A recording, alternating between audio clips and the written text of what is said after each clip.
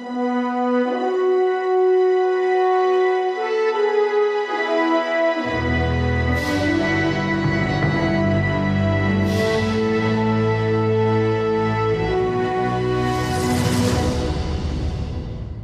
Democrats emerged to ask for civility for Black Americans when they have not shown a shred of civility towards the rest of America. Mr. Bongino, Dylan Roof is white.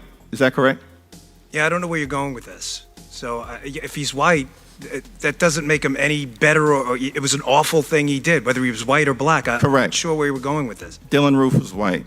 And as to the chairman's comments about civility, the President of the United States of America has advocated violence, he has been divisive, and he has been the one that has caused what we see happening today, where people are trying to push back on his policies and where people are trying to have peaceful protests instead of violence, but he continues to call names and he continues to challenge people in very violent ways. Meanwhile, after tens of millions of dollars worth of damage to New York City, former Clinton and Obama underling Loretta Lynch is called upon by New York Attorney General Letitia James to oversee a predictably pro-looters and neoliberal socialist instigator cleanup job, flying in the face of federal oversight. On top of that, Lynch isn't there to follow up on the millions of merchandise looted by peaceful protesters. Loretta Lynch is there to further apply pressure to an already crippled New York Police Department. As The Hill reported, New York Attorney General Letitia James said in a statement, "As we continue our investigation, I will continue to use every tool at my disposal to seek answers and accountability, and that includes calling on the sharpest minds to lend their expertise." Lynch added, "It is time to examine recent events to ensure that all New Yorkers receive truly equal protection under the law." You may recall Loretta Lynch launched the Strong Cities Network in 2015 at the United Nations with a panel of leftist U.S. mayors, including New York's de Blasio, who has thumbed his nose at the New York Police Department ever since. I want to say to my fellow mayors, we are in the vanguard of change around the world, as the High Commissioner indicated, and we should hold ourselves to a high standard. We're able to do things locally that in many ways can set the pace for our national governments. And I think so many of us, through the work we've done in our cities, we understand something fundamental. The most powerful way to counter violent extremism is to go to the core. The core is intolerance. When we address intolerance, when we undermine intolerance in the process, we undermine extremism and violence. But I see the incredible opportunity of the Strong Cities Network as going far beyond the work of law enforcement, going to some of the things that all of us know we could do better. The nurturing of our youth, and particularly of youth leadership, positive leadership that can help to move other youth towards positive outcomes in our society. This is a truly groundbreaking endeavor. By connecting municipal leaders, by facilitating information sharing, and providing training and other assistance where appropriate, the Strong Cities Network will help to fashion a global response to a global issue without losing sight of its inherently local roots. It will offer city leaders a way to learn from one another about successful initiatives and productive programs. By connecting these localities to one another, as this network, the Strong Cities Network, is doing, we will not only have a powerful way to lift up our communities worldwide, we will send a message from all of our voices about who we are and about what we aspire to be as an alliance of nations and a global community. The Strong Cities Network is a network focused on supporting cities to prevent all forms of violent extremism. It is important to remember that while attention is currently focused on ISIS and the challenge of foreign fighters, the threat of other forms of violent extremism, not least extreme right-wing groups, remain critical and of critical concern to local authorities around the world and the communities that they represent. That level of Islamophobia, that level of racism, that level of xenophobia creates its own counter-movement that we have to look out for.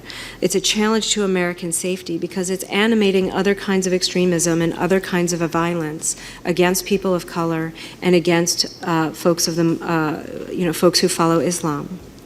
Lynch had said the Strong Cities Network would have an international steering committee and an international advisory board run by the Institute for Strategic Dialogue, a leading international think tank based in London. Under their control, law enforcement measures for cooperating Democrat cities will be directed from the Institute for Strategic Dialogue and the United Nations, ignoring the U.S. Constitution, local officials, and the laws we all operate under. Other cities that have not officially signed on are being rewarded with equipment due to their interest in the Strong Cities Network. Meanwhile, former New York City Police Commissioner Bernard Kerik said 600 police officers were considering leaving the force amid protests in response to the death of George Floyd. All right, Commissioner Kerik, how many police officers are in the hospital right now that the mainstream media is not talking about? Well, you've had over 300, I think about 320 that have been injured. You have some in the hospital, but there were over 300 injuries.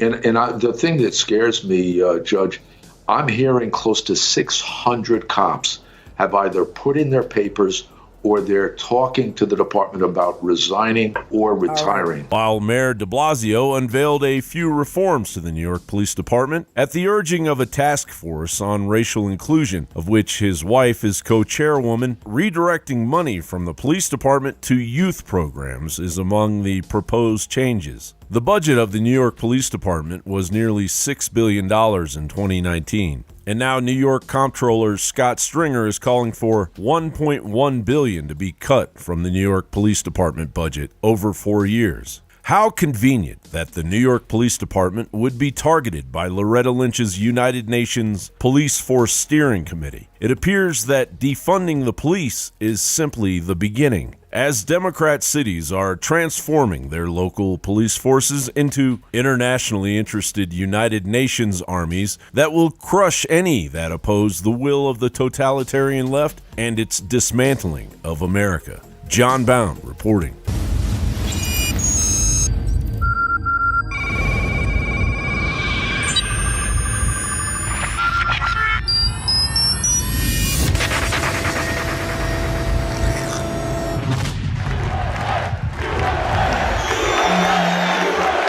Now it's easier than ever to have band.video on your iPhone. Simply go to band.video with your Safari browser. Then you click the share button at the bottom of the screen. When the menu comes up, you simply click Add to Home Screen. It will then ask you to name the app. I suggest band.video. You will now have band.video app on your home screen, despite the fact that Tim Cook tried to stop it.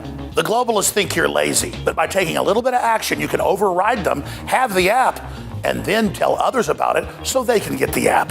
So it's up to you whether you want to defy big tech and click the share buttons below on your email, on Facebook, on Twitter, on YouTube, however you want. Be sure and share band.video.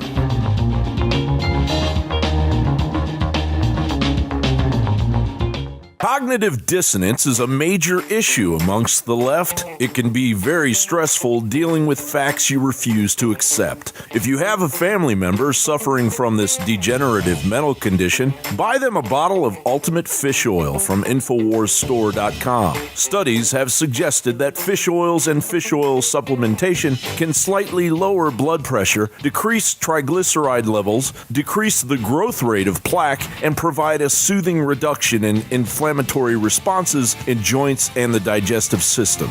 Recent studies have suggested that high EPA and DHA fish oil can stimulate immune function by increasing the concentration and activity of immune cells. Get your Ultimate Fish Oil today.